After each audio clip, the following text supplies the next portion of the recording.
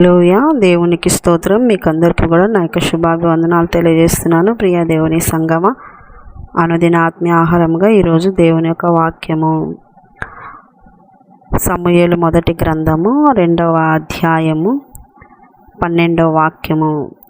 ఏలి కుమారులు యెహోవాను ఎరుగని వారై మిక్కిలి దుర్మార్గులై ఉండిరి. దేవునికి స్తోత్రం. ప్రియ దేవుని బిడ్డలారా, ఏలి ఈయన ప్రధాన యాజకుడుగా ఉన్నాడు. ఈయన పిల్లలు కూడా యాజకులుగా ఉన్నారు. అయితే దేవుణ్ణి ఎరిగిన వాళ్ళుగా ఉండాలి యాజకులు. దేవునితో మాట్లాడే వాళ్ళై ఉండాలి యాజకులు. దేవుని పరిచర్యలో ఉన్నారు గనక దేవునితో సత్సంబంధమును కలిగి ఆయనతో మాట్లాడుతూ ఆయన ఏం చెప్తున్నాడో వచ్చి ప్రజలకు చెప్పాలి. ఆయన ఏం కోరుకుంటున్నాడో అది ప్రజలకు తెలియజేయాలి యాజకులు. ఎలా ఆయనను దేవుణ్ణి ఎలా సమీపించాలో శుద్ధి చేయబడి సమీపించేవారుగా చేయాలి ప్రజలని ఈ యాజకులు. అయితే ఏలి కుమారులు దేవుణ్ణి ఎరగని వారుగా ఉన్నారంట. ఏలి బహు వృద్ధుడైపోయినాడు, బాగా స్థూలకాయుడుగా ఉన్నాడు ఏలి. మందిరములో, ఈ సిలోహు మందిరములో యాజకత్వము జరిగించే పరిస్థితులు ఎలా ఉన్నాయి అంటే, ఆ యొక్క అర్పణకు బలికి తెచ్చినటువంటి పశువు మాంసమును ఈ యొక్క ఏలి కుమారులు వచ్చి దౌర్జన్యంగా మా భాగం మాకు ఇచ్చేయండి అని తీసుకొని వెళ్ళిపోతూ ఉన్నారు. ఒక క్రమము తప్పిపోయింది, యాజకత్వము లేదు, అర్పణల క్రమం తప్పిపోయింది. ప్రతి విషయములో మందిరములో ఘోరాతి ఘోరమైన క్రియలు చేస్తూ ఉన్నారు ఈ యొక్క ఏలి కుమారులు. అక్కడికి వచ్చిన స్త్రీలని వాళ్ళు తప్పు త్రోవ పట్టిస్తున్నారు ఏలి కుమారులు. వాళ్ళతో శారీరక సంబంధాలు కొనసాగిస్తున్నారు ఈ యొక్క ప్రధాన యాజకుడైన ఏలి కుమారులు. ఇదంతా కూడా ఒక యాజకుడిగా ఉండగా ఏలి ఇదంతా తెలుస్తుంది, కానీ తన పిల్లలను ఆయన అరవలేదు, గద్దించలేదు. ఒక ప్రధాన యాజకుడుగా వాళ్ళని గద్దించలేదు, ఒక తండ్రిగా కూడా వాళ్ళని గద్దించలేదు. దేవుడి యొక్క నిబంధనలను పట్టించి కూడా గద్దించలేదు. ఆయన యొక్క శక్తిని కూడా వాళ్ళకు తెలియజేసి గద్దించలేదు. అప్పుడు దేవుడు ఎంతగానో బాధపడతాడు. ప్రియ దేవుని బిడ్డలారా, దేవుని ఎరగని వారుగా తయారైపోయినారు. అసలు దేవుడు అంటే ఏంటో తెలియని పరిస్థితి వచ్చేసింది. కొంతమంది కుటుంబాల్లో కూడా అంతే. పిల్లలకి దేవుడితో అనుబంధమును పెంచరు. ఎంతసేపు ఉన్న స్టడీస్, సంపాదన, డ్యూటీలు, వ్యాపారాలు, ఉద్యోగాలు, బంధువులు కార్యాలు, ఈ దీనిలోకే తిరుగుతూ ఉంటారు. దీనిలోనే పిల్లలను తిప్పుతూ ఉంటారు.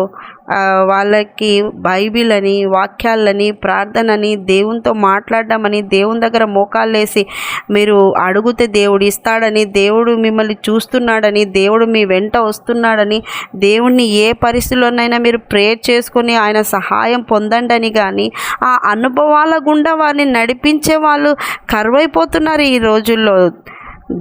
దేవుని పిల్లలుగా విశ్వాసులే అయి ఉంటారు, ఆత్మను పొందుకొని వాళ్ళుగా ఉంటారు, అన్య భాషలే మాట్లాడుతూ ఉంటారు, ఇంకా పరిచర్య చేస్తూ ఉంటారు, సువార్త పనిలో ఉంటారు. ప్రతి దాంట్లో ఉన్నా కూడా వారి పిల్లల విషయంలో నిర్లక్ష్యమో మరి ప్రేమనో మరి ఏం అడ్డం వస్తుందో ఏమో తెలియదు, కానీ వారికి దేవుడిని ఎరిగే స్థితిని వాళ్ళకి కలిగించటం లేదు. దేవుణ్ణి ఎరిగే వాళ్ళుగా పెంచాలి. ఏలి అలాగా పెంచలేదు, తప్పు చేసినప్పుడు గద్దించలేకపోయినాడు. దేవుని బిడ్డలారా, అయితే దేవుడు కూడా చూసినాడు. ఆ దేవుణ్ణి ఎరగకపోవడం ఒకటి, ఆ భయం లేదు. దేవుడిని ఎరిగితే కదా దేవుడు అంటే ఏంటి, దేవుని ప్రేమ ఏంటి, దేవుని శిక్ష ఏంటి, దేవుడు చూస్తున్నాడు కనుక, ఆయన సజీవుడు కనుక, ఆయన మన మధ్యలో ఉన్నాడు అనేది తెలిస్తే అప్పుడు వారి మాట, చూపు, ప్రవర్తన అంతా భయము భక్తితో ఉంటుంది, క్రమశిక్షణతో ఉంటుంది.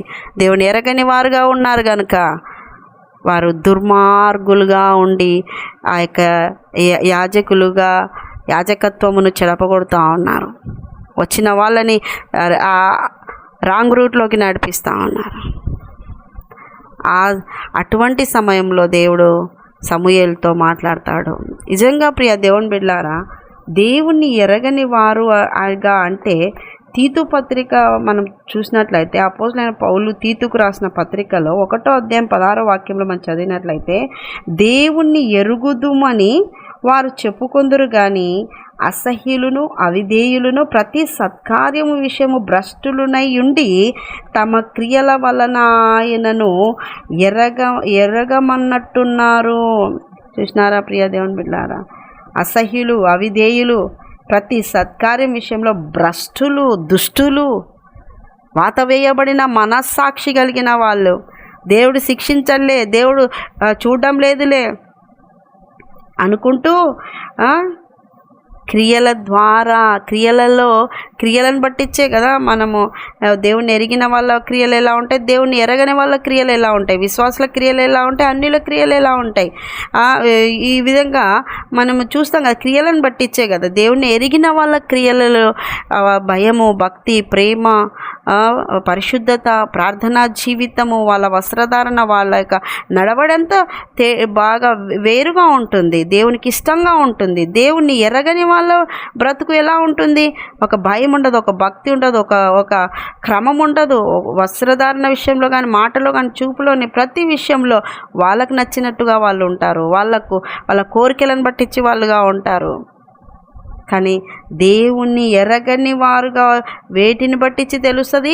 క్రియలను బట్టించే తెలుస్తుంది. ఆ ఏలి కుమారులు దేవుని ఎరగని వారుగా ఉన్నారు, అందుకే వాళ్ళ క్రియలు అంత దుష్టమైన క్రియలుగా ఉన్నాయి, భ్రష్టత్వంలో ఉన్నారు.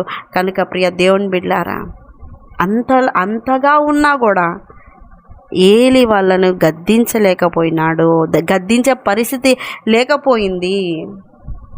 మొక్కై వంగంది మానై వంగున, చిన్న వయసులోనే గద్దించి, హెచ్చరించి, శిక్షించి వాళ్ళకి దేవుడి భయము, భక్తి నేర్పించే వయసులో నేర్పించక వదిలేసి పెట్టేస్తే ఇక పెద్దవారైనప్పుడు వాళ్ళు వినే పరిస్థితి ఉండదు. ప్రియ దేవుని బిడ్డలారా, మీ కుటుంబంలో, మీ పిల్లల విషయంలో, మీ ఆత్మీయ విషయంలో మీరు దేవుణ్ణి ఎరిగిన వారుగా ఉన్నారా, ఎరగని వారుగా ఉన్నారా?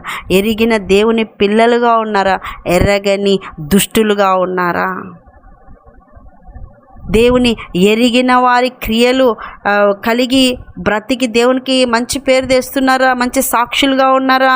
దేవునికి స్తోత్రం. దేవుని ఎరగని వారుగా ఉండి దుష్టక్రియలు, భ్రష్టత్వం కలిగి ఏలి కుమారుల వలె ఉన్నారా? శిక్ష మామూలుగా ఉండేది ఇంకా దేవుందే. యాజకత్వం నుండి తొలగించబడినారు ఏలి కుమారులు.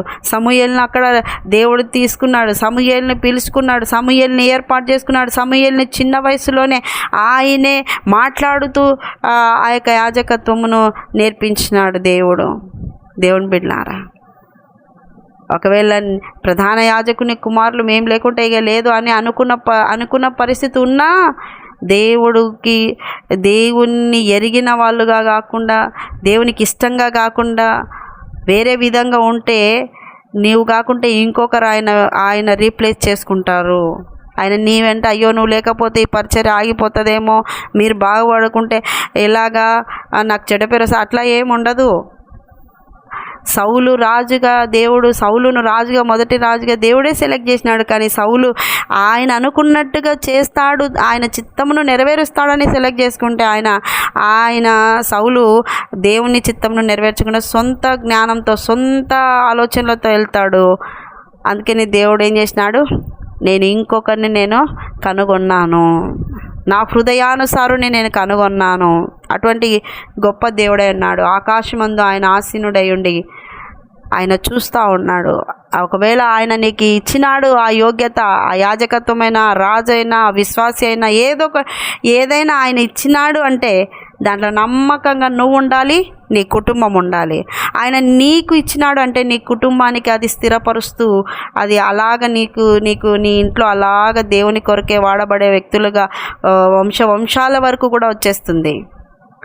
అదే దేవుని కొరకు ఏర్పాటు చేయబడి నువ్వు అది కానీ పోగొట్టుకున్నావు అంటే, అది పోగొట్టుకుంటే దేవుడు నిన్నేం అడుక్కోడు, నీ వెనకాలేం బతిమాలడు, నీకు ఇస్తాడు అవకాశాలు. ఆ అవకాశాలు నువ్వు కనుక్కొని సద్వినియోగం చేసుకుంటే తిరిగి క్షమించి తీసుకుంటాడేమో. కానీ నువ్వు నీ రూట్లో నువ్వే ఉండి దేవుని బాధ పెడితే, దేవుని యొక్క పనులు చెడపకొడితే, దేవుని ప్రజలను రాంగ్ రూట్లోకి నడిపిస్తే, అప్పుడు దేవుడు మళ్ళీ ఇంకొకరిని కనుగొని ఆయన చిత్తాన్ని జరిగించుకునేవాడుగా ఉంటున్నాడు. కనుక ప్రియ దేవుని బిడ్డలారా, నీకు ఒకవేళ నీ కుటుంబాన్ని అప్పగించినాడేమో, నీకు ఒక సంఘాన్ని అప్పగించినాడేమో, లేదు నీకు ఒక పరిచర్య అప్పగించినాడేమో, లేదు నీకు ఒక ఉద్యోగం, ఇలాగ ఏదైతే దేవుడు అప్పగించినాడో దాంట్లో నువ్వు నమ్మకంగా ఉండాలి.